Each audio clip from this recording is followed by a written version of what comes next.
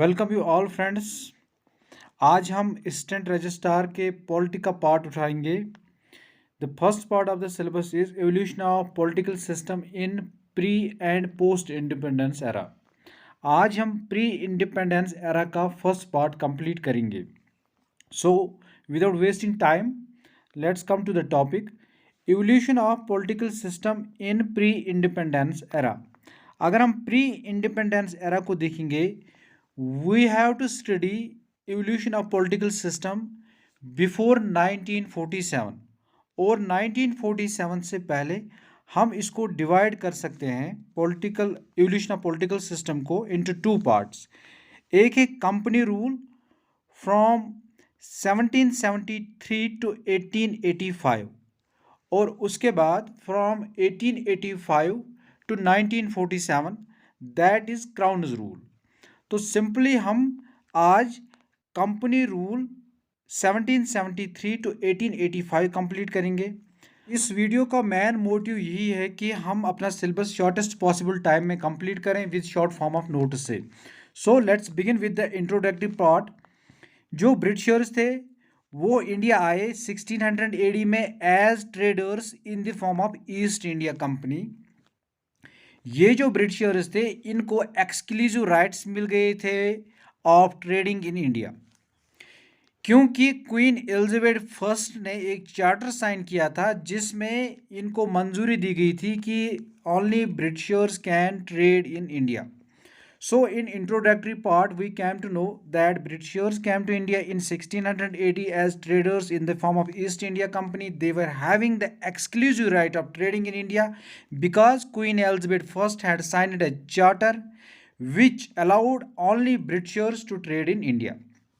उसके बाद 1765 में east India company got diwani of Bengal, Bihar and Orissa. अब 1765 में ईस्ट इंडिया कंपनी को दीवानी मिलती है बंगाल, बिहार और उड़ीसा की। Now what is this diwani? Diwani in simple terms it is right over revenue and civil justice. Now यहाँ पे क्वेश्चन अराइज हो सकता है, who gave diwani to the east India company? हम जानते हैं कि बैटल ऑफ बक्सर हुई थी, उसके बाद ट्रीटी ऑफ इलाहाबाद साइन हो गई थी ऑन 12 ऑफ अगस्त 1765। ये जो ट्रीटी ऑफ इलाहाबाद थी ये साइन हो गई थी between Mughal emperor Shah Alam and Robert सिलायू of east India Company. So Shah Alam ने दीवानी दी थी of Bengal, Bihar and Orissa to the east India Company. जो ईस्ट इंडिया कंपनी की तरफ से थे वो रॉबर्ट सिलायू थे और शाह आलम के दरमियान ये ट्रीटी साइन हुई थी। ये जो रॉबर्ट सिलायू हैं इसको बनाया गया था Diwan of Bengal. Now coming towards the first regulation that is Regulating Act of 1773। ये जो रेगुलेटिंग एक्ट ऑफ 1773 था, this was the first step from the British side to control and regulate the affairs of East India Company. That means regulating act of 1773 से पहले कोई भी act नहीं था जिससे ब्रिटिशर्स ईस्ट इंडिया कंपनी को control और रेगुलेट कर सकते थे। So this was the first step to control and regulate the affairs of east India company. Because of this act they regulated the political and administrative functions of the East India Company. Because of this regulating act of 1773 they founded the central administration in India.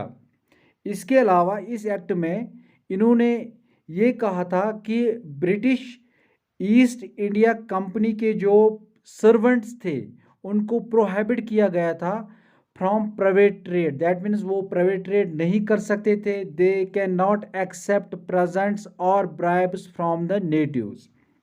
सो इस act के अब futures क्या हैं? सबसे पहला future जो इस act का है that is designated governor of Bengal as governor general of Bengal. The first such governor was Lord Warren Hastings. Lord Warren Hastings. So Because of this regulating act of 1773, its first feature is that Governor of Bengal was designated as Governor General of Bengal. The first Governor General of Bengal was Lord Warren Hastings. सो अगर इस governor general of Bengal को बनाया गया था, इसके साथ ही they created executive council with four members to assist him. That means, with the creation of Governor General of Bengal, they created an executive council of him with four members to assist him. So, this is the first feature of this act. Second thing, governors of Bombay and Madras, they were made subordinate to the Governor General of Bengal. That means governors of Bombay Presidency and Madras Presidencies were made subordinate to the Governor General of Bengal. Third point in this act is they established Supreme Court at Calcutta in 1774 with Chief Justice and three other judges. That means 3 points are important in this act, that is regulating act of 1773. First point is that Governor of Bengal was designated as Governor General of Bengal, and first such governor was Lord Warren Hastings. They created Executive Council with four members to assist the Governor General of Bengal. Second point, governors of Bombay and Madras presidencies were made subordinate to the Governor General of Bengal. Third point, establishment of Supreme Court at Calcutta in 1774 with Chief Justice and three other judges. इसके बाद एक amending act आ जाता है 1781 में. ये amending act क्या था? ये सिंपल टर्म्स में रेक्टिफाई कर रहा था डिफेक्ट्स को जो रेगुलेटिंग एक्ट ऑफ 1773 में थे. इस एक्ट का और एक नाम है, it is also called act of settlement. इसमें मेन चीज़ ये थी कि जो गवर्नर जनरल ऑफ बंगाल या गवर्नर्स थे उनको एक्सक्लूड किया गया था सुप्रीम कोर्ट से. दैट मीन्स सुप्रीम कोर्ट अगर वो कोई ऑफिशियल कैपेसिटी में कोई डिसीजन लेते हैं, whether that decision was right और रॉन्ग, सुप्रीम कोर्ट उनमें कोई भी मुदाखलत नहीं कर सकता था. So man point in this act of settlement was exclusion from the Supreme Court. Moving towards Pitt's India Act of 1784. ये जो पिट्स इंडिया एक्ट ऑफ 1784 था, इसमें एक ही काम किया गया, दैट वाज कि they differentiated commercial and political functions of east India Company. Commercial functions के लिए इन्होंने they allowed the court of directors to look in the commercial functions of the east India Company. और जो political functions थे, they created a new body known as board of control. So political functions were entrusted to the board of control. With this commercial and political functions, they established double government. So main point जो पिट्स India act of 1784 था, इसमें इन्होंने differentiate किया commercial and political functions of east India company. For commercial functions they allowed court of directors. For political functions, they created a new body known as board of control, and with this they established double government. इसके अलावा they empowered board of control. ये जो board of control था, जो कि political wing को देख रहा था और पॉलिटिकल फंक्शंस को देख रहा था, इसको एम्पावर किया गया बोर्ड ऑफ कंट्रोल को to supervise and direct all operations. के बोर्ड ऑफ कंट्रोल जो है ये सुपरवाइज भी करेगा और डायरेक्ट भी करेगा all operations related to civil, military, revenue possessed by British in India. जो भी पोजेशंस टेरिटरीज ब्रिटिश की थी इंडिया में, उनके जो भी मैटर्स थे with respect to the civil, military और revenue, they will be supervised and directions will be provided by board of control. So जो court of directors थे, they were only interested with the commercial functions, while as जो board of control था, जो कि एक नई body create की गई थी, they will look into the political matters, and this board of control was empowered to supervise, to direct all operations related to the civil, military, revenue in the British territories in India.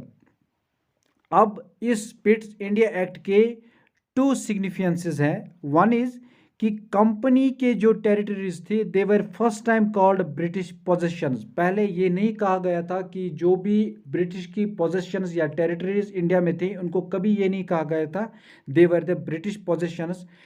Because of this Pitt's India Act the company's territories were first time called as British possessions. Second thing, जो British government थी उसको कहा गया कि it is supreme over company. जो यहाँ पे company थी उसकी जो सुप्रीम है that is British government which was working in UK और इंग्लैंड। इसके अलावा और एक एक्ट आया था दैट इज़ एक्ट ऑफ 1786। अब इस एक्ट में क्या है, 1786 में लॉर्ड कॉर्नवेल्स को अपॉइंट किया जाता है गवर्नर ऑफ बंगाल। अब जो ही इसको गवर्नर ऑफ बंगाल अपॉइंट किया जाता है इसने दो डिमांड्स प्लेस की, दो डिमांड्स रखी। एक डिमांड इसने ये रखी कि he should be given the overriding decision of council in special cases. That means इसे स्पेशल पावर्स दिए जाए काउंसिल से सो दैट कि in special cases he can make a decision himself without the council. Second demand इसने रखी make him commander in chief. क्योंकि इन दो डिमांड्स को एक्सेप्ट करने के लिए एक्ट ऑफ 1786 लाया गया और both demands were kept in this act of 1786। सो इस एक्ट में 1786 वाले एक्ट में कुछ खास नहीं है। The only point to remember over here is Lord Cornwallis was appointed as governor general of Bengal in 1786। He placed two demands, overriding decision of council in special cases.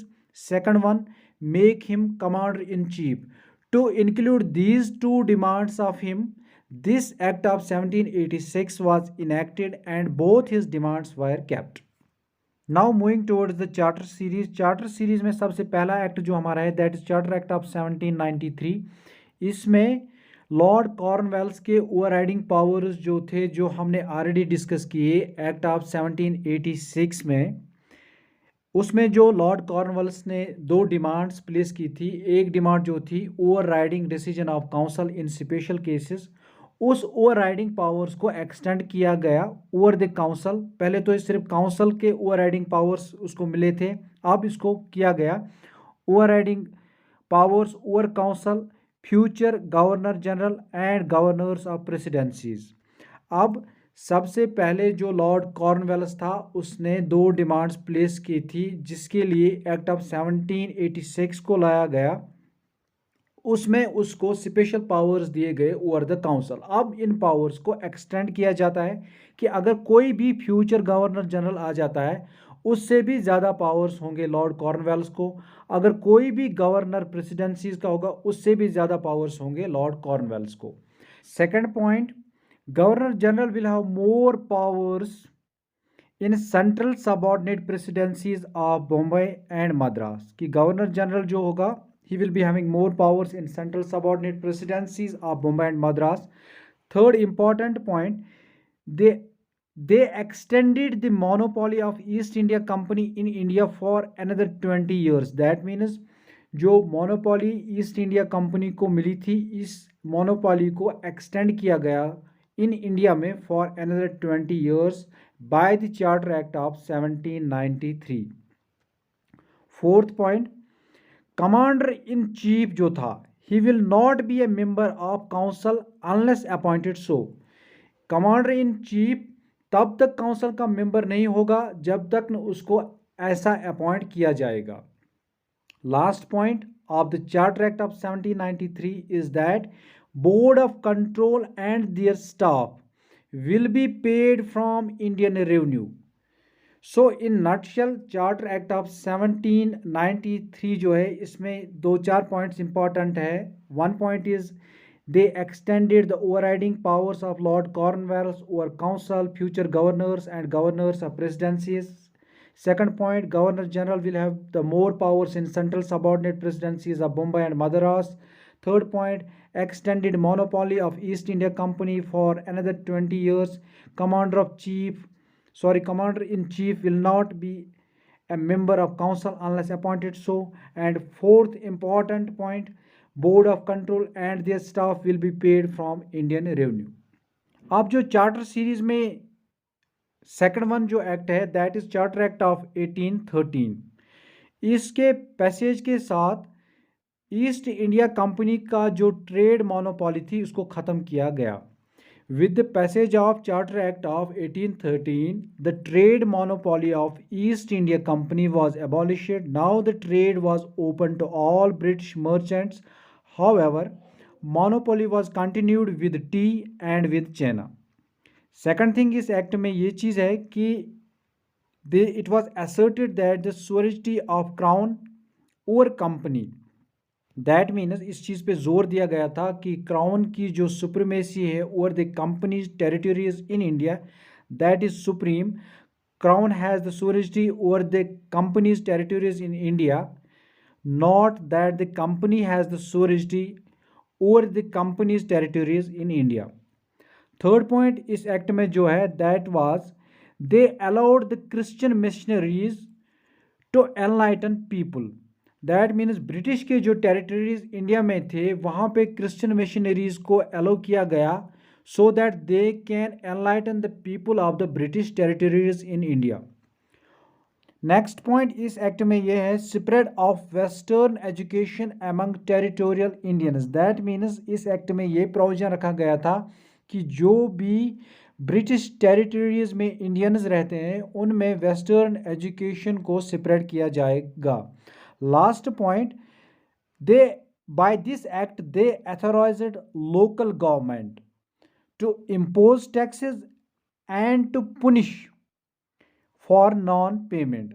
That means the last provision or the last important provision of this act is that by this act they authorized the local governments of the British territories to impose taxes and to punish those who do not pay taxes. Now next act जो charter series का है that is charter act of 1833। ये जो charter act of 1833 है this was the final step toward centralisation. ये final step था toward centralisation. इस act में गवर्नर जनरल ऑफ बंगाल जो बनाया गया था he was made the governor general of India. आपको याद होगा कि first governor general of Bengal was Lord Warren Hastings. Now by the act of 1883 rather charter act of 1883 governor general of Bengal was made the governor general of India and the first such governor was Lord William Bentinck. So first governor general of Bengal was Lord Warren Hastings and the first governor general of India was Lord William Bentinck, and by the charter act of 1883 governor general of Bengal was made the governor general of India. And अगर इस governor general of India को बनाया गया इसमें they vested all civil and military powers. All civil and military powers were vested in the governor general of India whose post was created by the Charter act of 1833 and all civil and military powers were vested in him. This act created for the first time government of India having authority over the entire territorial area possessed by the British in India. It was by this act for the first time government of India was created which was having authority over the entire territorial area possessed by British in India. Simple terms में हम ये कह सकते हैं कि charter act of 1833 जो था इससे गवर्नर ऑफ बंगाल को गवर्नर ऑफ इंडिया बनाया गया और जो फर्स्ट गवर्नर ऑफ बंगाल थे वो थे लॉर्ड वारन हेस्टिंग्स और जो first governor general of India थे वो थे लॉर्ड विलियम बेंटिक। ये जो गवर्नर जनरल ऑफ इंडिया था इसमें सारे सिविल और मिलिट्री पावर्स वेस्ट किए गए, यानी कि सारे मिलिट्री और सिविल पावर्स दिए गए। इस एक्ट के ज़रिए first time government of India create की गई जिसको अथॉरिटी थी over the entire territorial areas जो ब्रिटिश के कब्ज़े में थी। इसके अलावा जो गवर्नर ऑफ बंगाल और मद्रास के थे, they were deprived of legislative powers. That means governors जो थे बंगाल के या मद्रास के, उनको कोई भी लॉ मेकिंग पावर नहीं था। Governor General of India was having the exclusive powers to legislate for entire British India. That means Governor of Bengal और मद्रास के जो थे, they were deprived of the legislative powers. However, जो Governor General of India था, he was having the exclusive powers to legislate over the entire British India. Laws made under previous acts were called as regulations. Laws made under this act was called acts. Simply कि जो भी laws इस act से पहले बनाए गए थे उनको regulations कहा गया, और जो laws इस एक्ट के तहत बनाए गए उनको acts कहा गया। Ended activities of East India Company as commercial body. This East India Company now became an administrative body. अब इस एक्ट के तहत जो ईस्ट इंडिया कंपनी के एक कमर्शियल बॉडी थी उसको ख़त्म किया गया। Now this east India company was made an administrative body. इस एक्ट के तहत they introduced a system of open competition for selection of civil servants and stated Indians should not be barred. That means एक provision इस act में ये भी था कि ओपन कंपटीशन होगा for selection of civil servants, and ये state किया गया था इस प्रोविजन में that Indians will not be barred. However ये प्रोविजन जो था it was negated after opposition from court of directors. That means जो कोर्ट ऑफ डायरेक्टर्स थे they opposite this provision of this act कि जो ओपन कंपटीशन होगा selection for civil servants and Indians will not be barred. This provision was opposed by the court of directors and this provision was finally deleted और it was negated.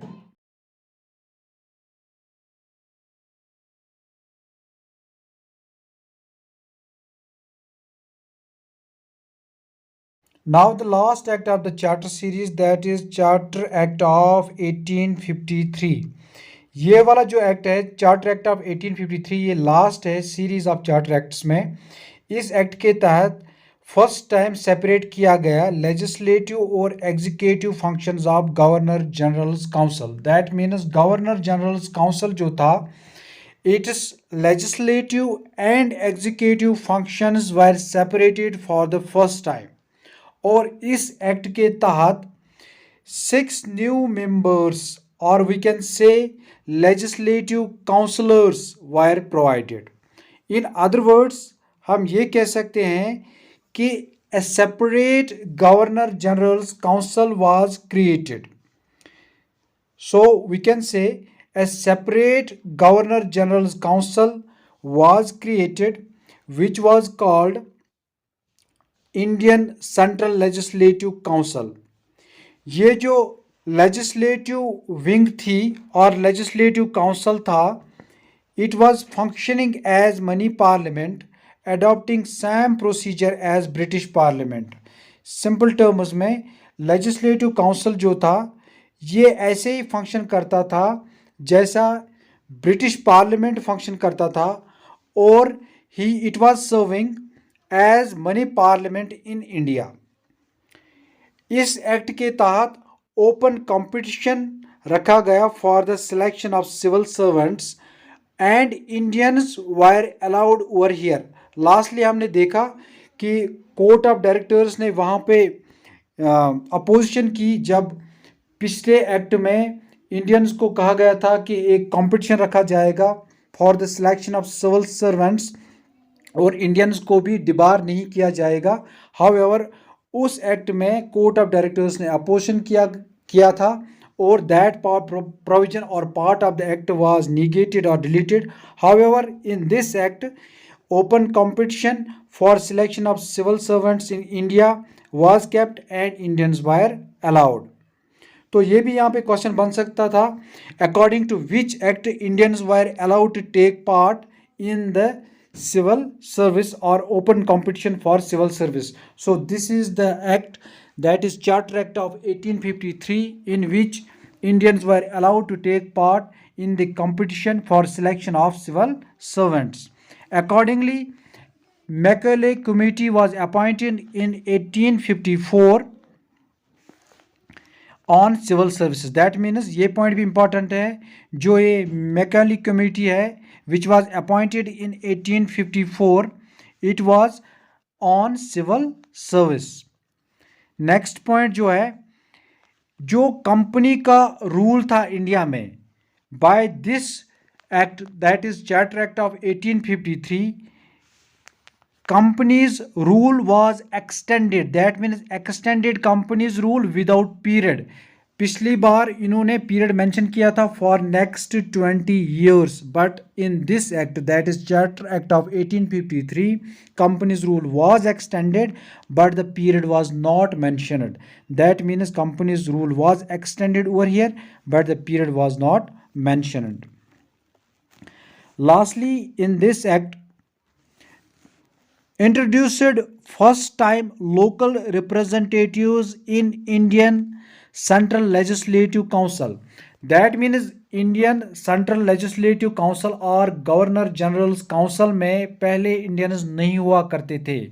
अब because of the Charter Act of 1853 Indians were allowed, so there was local representation in Indian Central Legislative Council। out of the 6 members, 4 were appointed by the provincial governments of Madras, Bombay, Bengal and Agra। So this is all for today's topic।